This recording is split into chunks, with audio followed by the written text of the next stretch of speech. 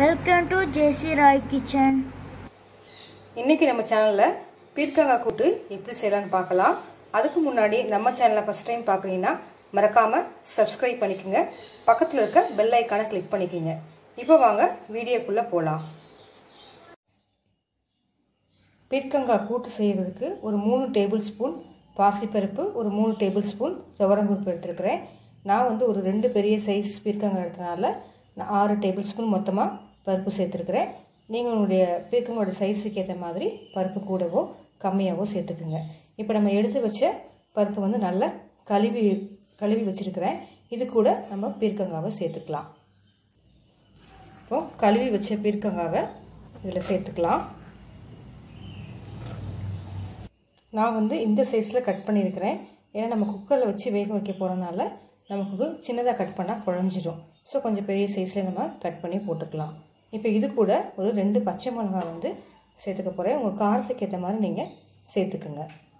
ஒரு 1/4 டேபிள்ஸ்பூன் மஞ்சள் தூள், தேவையான அளவு உப்பு. இப்போ இது கூட நம்ம தண்ணி சேர்த்துடலாம். தண்ணி வந்து ரொம்ப அதிகமா சேர்த்துற கூடாது.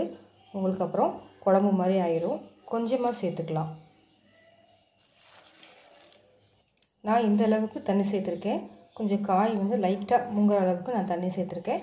இப்போ வந்து நம்ம இத வந்து வேக வச்சு எடுத்துக்கலாம். ஒரு 3 விசில்ல இருந்து 4 விசில் விட்டு நம்ம எடுத்துக்கலாம். இப்போ இது நல்லாவே நமக்கு குக் ஆயிடுச்சு.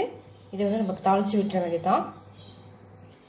தாளிக்கிறதுக்கு ஒரு panல ஒரு 2 டேபிள்ஸ்பூன் வந்து ரீஃபைண்ட் ஆயில் சேர்த்திருக்கேன். இப்போ எண்ணெய் சூடாகட்டும்.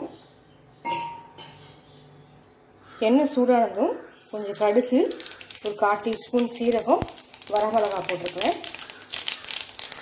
இப்போ இது கூட ஒரு மீடியம் சைஸ் பெரிய வெங்காயம் பொடியா கட் பண்ணிருக்கேன். அதையும் இதில் சேர்த்துடலாம். கொஞ்சம் கருவேப்பிலை, பெருங்காயத்தூள் கொஞ்சம் சேர்த்துக்கலாம். இது எல்லாத்தையும் நல்லா வதக்கி விட்டுக்கலாம். இப்போ வெங்காயம் நல்லா வதங்கிடுச்சு. இப்போ ரெடி பண்ணி வச்சிருக்க பீர்க்கங்காயில இதை சேர்த்துடலாம்.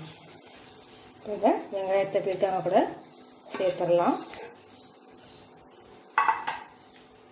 நல்லா கலந்து விட்டுக்கலாம். நமக்கு பீர்க்கங்காய் கூட்டு வந்து ரெடி ஆயிடுச்சு.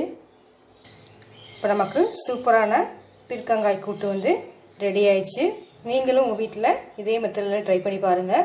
இந்த ரெசிபி உங்களுக்கு பிடிச்சிருந்துச்சுன்னா லைக் பண்ணுங்கள், ஷேர் பண்ணுங்கள், கமெண்ட் பண்ணுங்கள். மறக்காமல் நம்ம சேனலை Subscribe பண்ணிக்கோங்க. மீண்டும் உங்களை வேறு ரெசிபி சந்திக்கும் வரை நன்றி, வணக்கம்.